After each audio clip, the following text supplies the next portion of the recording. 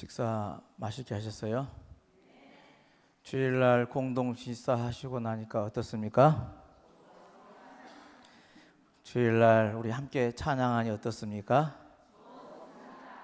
전도사님이 훈련을 잘 시켜놨어요. 좋습니다는 대답에 저도 흐뭇해졌습니다. 하나님 안에서 우리가 함께 신앙하고 기뻐하고 그리고 즐거워하는 가정 같은 교회 같은 가정을 만들어가는 단초가 아닌가 싶어서 더 흐뭇합니다. 오늘 보냄을 받은 자라는 말씀으로 잠깐 생각을 해보고자 하는 건데요. 야스페로스라는 분은 성도들을 세 단계로 구분을 했습니다. 첫째는 기독교를 수용하는 단계라고 구분을 했습니다. 이 말은 기독교가 좋다, 예수 믿고 사는 것이 좋은 일이다라고 받아들이는 단계라는 이야기입니다. 간혹 신방하다 보면은 왜 교회 남편분은 안 나오십니까? 그런데 여러 이야기를 하면서 그래도 교회 가는 것은 반대 안 해요. 교회 가는 것은 적극 권장해요. 당신은 안 나오면서 아무튼 수용하는 단계까지 가 있는가, 이 정도가 수준이 아닐까 싶습니다. 두 번째는 하나님 앞에 항복하는 단계가 있습니다. 내가 죄인임을 알아야 되고 하나님의 은혜가 아니면 나는 구원에 이를 수 없는 죄인임을 알고요, 그 예수 그리스도를 나의 구주로 고백하고 그 예수 그리스도가 나의 삶의 주인이 되는 그런 단계, 이게 항복하는 단계이죠. 나는 없습니다, 주님만이 예수님만이 나의 주인이시다라고 고백하는 단계라 하겠습니다. 거기 다음 세 번째 단계는요, 그 예수를 증거하면서 하는 증인의 단계라 하겠습니다. 우리가 증인이 된다는 것은 매우 귀한 사실이죠. 우리는 기독교를 수용할 정도가 아니라 또 그리스도가 나의 구주로 믿는 정도가 아니라 그 예수님을 증언하는 증인의 단계로 나아가야 된 줄로 믿습니다. 당연히 그렇게 돼야 하는 것이고요. 오늘 그래서 이 문제에 대해서 함께 생각을 해보고자 합니다. 예수 믿고 교회 열심히 다니는 사람도 아직도 예수 안 믿는 상태에 있을 수 있습니다. 형식적으로 교회만 다니는 경우 그럴 수 있다는 것이죠. 그게 율법주의적인 신앙이라고 표현할 수 있습니다. 우리들 많이 보면은 내가 10여 년간 교회를 다녔나라고 믿음 생활의 과정을 이야기하기도 합니다. 내가 12초를 안 바치면 복을 못 받는가 보다, 내가 주의를 안 지키니까 재앙이 오는 것보다, 감기 몸살마도 무언가 내가 하나님 앞에 잘못되어 있는가 보다, 이런 식으로 그냥 율법주의적으로 교회를 다니는 사람도 많이 있습니다. 근데 바운하우스라는 신학자는요, 신앙생활에 있어서 이런 율법주의적인 교회를 신앙생활을 잘못하는 경우라고 지적을 하면서요, 나름대로의 날카로운 지적을 했습니다. 그분의 표현을 든다면 이런 신앙생활을 하는 사람들을 자폐증 그리스도인이라고 표현했습니다. 자폐증 그리스도인. 여러분 자폐증 환자가 어떤 것인가는 짐작을 가실 건데요, 이분의 표현을 들어보면 세 가지 의미가 있습니다. 첫 번째, 자폐증 환자는 표현이 없습니다. 그래요, 말이 없습니다. 벙어리와 같습니다. 그러니까 예수 믿고 말을 해야 되는데 말을 하지 않는 경우, 나만 잘 믿으면 되지 뭘 말하러 다녀?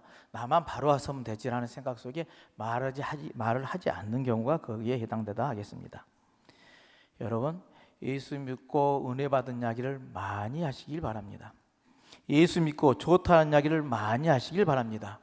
내가 그거 다른 사람의 이야기 아니라 나의 경험을 이야기하는 겁니다.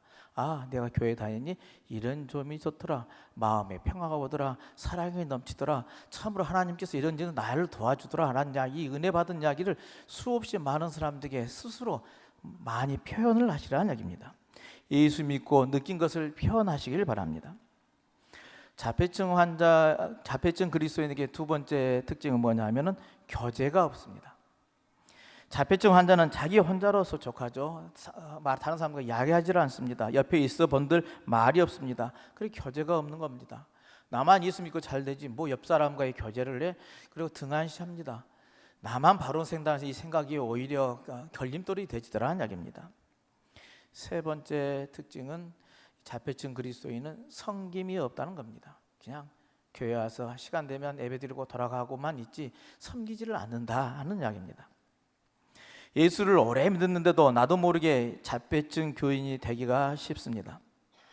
하나님을 알고 예수 그리스도를 구주로 고백하고 성령의 이끄심 따라 살아가는 그리스도인이라고 세례받고 고백하고 나섰는데도 불구하고 내가 그 하나님을 잘 믿으면 됐지, 나만 바로 서면 됐지 하면서 열심히 이제 하나님께 예배드리고 기도하고 성경 읽고 그렇게 헌금하고 하지만은, 그러나 나 혼자만의 생활로 그쳐버린다면 그게 자폐증 그리스도인이라는 이야기입니다. 자폐증 교인은 이 위기를 스스로가 넘겨야만 합니다. 오늘 앞에서 설명하는 그 반하우스 박사는 이런 자폐증 신앙생활을 하면은 어떻게 되느냐는 것을 표현을 했는데요, 은혜가 다 소멸되진다라는 표현을 썼습니다. 점잖은 말 같아도 아주 무서운 말이죠.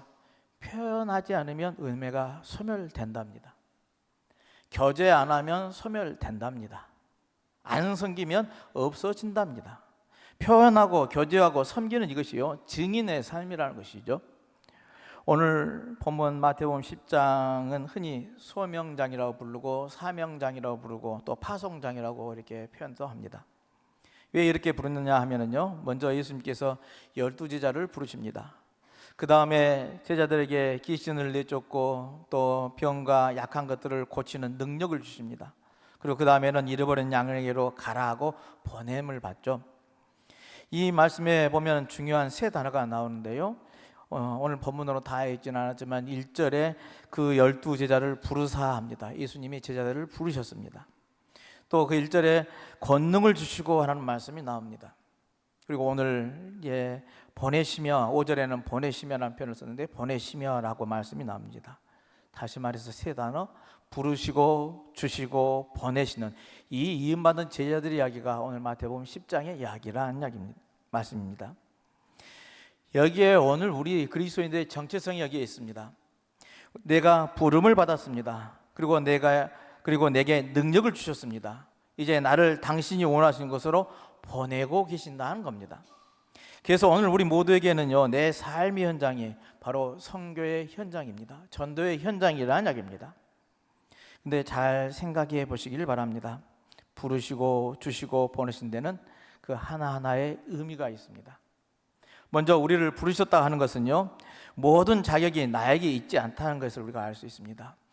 내가 우리를 부르셨는데 꼭 필요한 사람만, 능력 있는 사람만 하나님께서 딱 뽑아서 부르셨냐? 전혀 그렇지를 않았습니다. 하나님은 우리 모두를 초대해 주셨습니다. 주님이 나를 부르실 때 내가 어떤 사람이냐는 아무런 중요하지가 않습니다. 어떤 이제 많이 배웠냐 안 배웠냐 소용이 없고요, 부자냐 가난한 자도 소용이 없습니다. 사회적 신분이 높으냐 낮은 자도 소용이 없습니다. 잘났든 못났든 능력이 있든 무능하든 그런 것은 따지지를 않았습니다. 애초부터 능력 있는 사람을 부르신다는 것도 아니고, 그렇다고 꼭 능력 없는 사람을 부른 것도 아니라는 이야기입니다. 있거나 없거나 하나님께서 알아서 하시는 것입니다. 고로 부르심에 응답하는 사람은 나의 부족함에 대해서 변명할 것도 없고 나의 능력에 대해서 교만할 것도 없습니다. 나는 이런 능력이 있어서 부른 것도 아니고 내가 이런 능력이 있기 때문에 자랑할 것도 아니라는 이야기입니다. 다만 부르셨다는 것 자체가 중요한 것이고, 부르셨으니 우리는 따라갈 뿐인 것이죠. 그리고 주셨다는 말씀 또한 그렇습니다. 주님께서 부르신 다음에 뭐 하십니까? 권능을 주십니다. 우리는 이 말을 우리가 새겨드려야만 하겠습니다. 지금이라도 우리가 가지고 있는 것들이 있다면 그것은 본래 우리가 가지고 있는 것이 아니라는 이야기입니다. 하나님이 주셨기에 우리가 가지고 있는 것이죠. 전적으로 당신께서 주셨습니다. 그런데 이 주신 권능을 우리가 쉽게 알 길이 없습니다. 무슨 자격증을 준 것도 아니고요, 무슨 수료증을 준 것도 아닙니다. 그런데 성경은 우리에게 주셨다고 이야기합니다. 여러분, 이 말씀을 받아들여지십니까? 하나님은 나에게 무엇을 주셨다고 생각하십니까? 무슨 권능을 주셨습니까? 여러분에게 주님께서 주신 권능이 있습니다. 결과적으로 말씀드리자면 우리 모두에게도 주님께서 주신 권능이 반드시 있습니다. 하나님 우리에게 권능을 주셨습니다. 그런데 나에게 나타나는 권능의 증거는 어떻게 합니까? 내게 힘이 있다, 권능, 능력이 있다는 것이라고 하시는데 어떻게 알 수 있습니까? 순종할 때만 알 수 있습니다. 순종해 보지 않고는 그 권능을 알 수가 없습니다. 하나님이 내게 주신 것인지 안 주신 것인지 알지 못하다는 이야기입니다. 아니, 믿고 순종할 때 그 권능이 나타난다고 해야 오를 것입니다. 이것을 가르쳐 은사적 믿음이라 표현을 합니다. 하여간 오늘 말씀에도 분명히 밝히는 사실이 우리 모두에게 권능을 주셨다는 사실입니다. 그 권능을 알기를 원하신다면 여러분 순종하시기를 바랍니다. 그러면 분명히 그 권능이 여러분에게 보일 것입니다. 아, 하나님이 나에게 이 권능을 주셨구나, 이러니 하나님께서 이 일을 가능케 해주셨구나 하고 깨닫게 될 줄로 믿습니다. 그리고 이제 내가 너를 보낸다는 말씀입니다. 그런데 보내시는데 어떻게 보내시냐 하는 것이 오늘 본문의 16절 이야기죠. 내가 너희를 보냄이 양을 이리 가운데로 보낸과 같도다 하십니다. 여러분, 이 말씀을 어떻게 생각하십니까? 상식적으로 생각하면 양을 이리 가운데 보내는 것, 그 어떠한 거예요? 죽으란 것이죠. 그렇잖아요. 이리는 양을 잡아먹는 동물인데요. 그런데 이리 가운데 보낸다는 이야기입니다. 양은 천성적으로 바보 같은 동물입니다. 무능합니다. 그리고 스스로가 방어 능력이 없습니다. 순진하고 순종할 줄만 압니다. 그래서 반드시 목자가 인도해 주어야만 그 길로 갑니다. 아무리 수백 마리 양이라 있다 할지라도 목자 혼자서 충분히 다룰 수 있는 것이 동물이 바로 양이라고 그렇습니다. 그만큼 순종적이게 가능한 것이죠. 그런데 우리를 양이라고 표현을 합니다. 그것도 이리 가운데 보내진 양이라 표현을 했습니다. 이것은 하나의 비유죠. 세상은 마치 이리 때가 울거리는 모습과 같다는 것입니다. 서로 물고 뜯고 싸웁니다. 자기의 이익을 위해서라면 언제든지 혈투가 벌어지는 그런 곳입니다. 이긴 자는 남고 지는 자는 사라지는 그런 세상입니다. 그런데 이런 세상 한복판에 들어가서 양처럼 살아라 하십니다.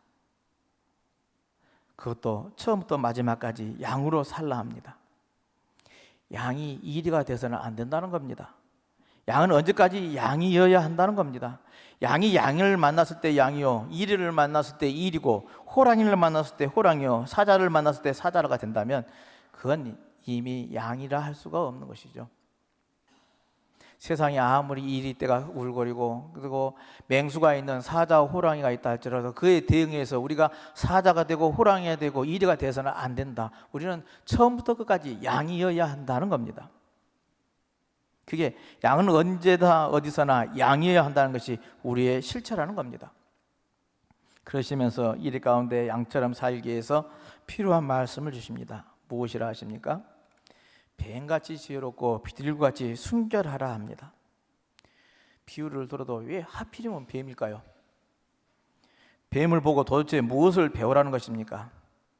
세상에 많은 짐승 중에 뱀처럼 구조적으로 열악한 조건을 가지고 있는 동물은 아마 드물 겁니다.